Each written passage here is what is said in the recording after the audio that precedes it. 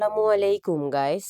আজকের ব্লগটা আসলে একটু মানে দুঃখজনক ব্লগই।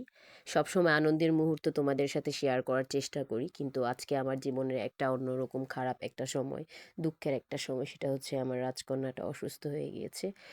ঠান্ডায় নিউমোনিয়ার মতো ধরা পড়েছে। তো তারপর ওকে ডক্টর বলল 7 দিন ইঞ্জেকশন দিতে হবে অ্যান্টিবায়োটিক, আর হচ্ছে ওকে গ্যাস নিতে হবে 3 বেলা।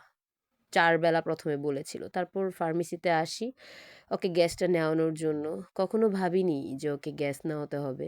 এটা অনেক ভয় পেতাম। তো কি করব, ওকে দেখানোর জন্য হাসি মুখে মোবাইল দেখাচ্ছি। গ্যাসটাও নিতেই চাচ্ছিল না। অনেক কষ্ট করে ম্যানেজ করলাম। তারপর দিয়ে আমি নিজেও অসুস্থ, ঠান্ডা।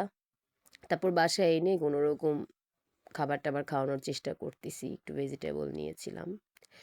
তারপর অনেক কষ্ট করে মেয়েটাকে ঘুম পাড়িয়ে শুইয়ে রাখলাম। তাকে নিয়ে বের হইতে হবে। আমার অনেক প্রচুর ঠান্ডা এর মধ্যেই। বাসা থেকে ১০-১৫ মিনিট লাগে হেঁটে যেতে ফার্মেসিতে। সবসময় রিক্সাও পাওয়া যায় না। এদিকে সন্ধ্যার গ্যাস নেওয়ার জন্য বের হয়েছি। আমার বোনেরও ঠান্ডা, বোনেরও গ্যাস নিবে। তাই বোনসহ নানুসহ যাচ্ছি আরকি আমরা ৩ জন। আনফরচুনেটলি ইনজেকশন যেটা দিতে হবে সেটা ছিল না ওইখানে। তাই আবার আমাদের এখান থেকে চৌরাস্তায় এসে ওই যেই হসপিটালে ট্রিটমেন্ট করাই সেখান থেকে এসে আমি ইনজেকশন কিনে নিলাম কিছুদিনের। এখন আবার এসেছি আমাদের বাসার পাশেই ফার্মেসির এখানে ইনজেকশন দিতে। ওয়েট করলাম। চলে এসেছি বাসায়, একটু ডিম পোস্ট করলাম ওরে খাওয়ানোর জন্য। সারাদিন শেষে অনেক টায়ার্ড হয়ে ১ গ্লাস পানি খাচ্ছি। ব্লগটা আর বড় করলাম না। কি আর করব? যতটুকু একটু শেয়ার করতে ইচ্ছে হলো তাই তোমাদের কাছে করলাম। দোয়া করো, আর দোয়া করি সবার সন্তান সুস্থ থাক।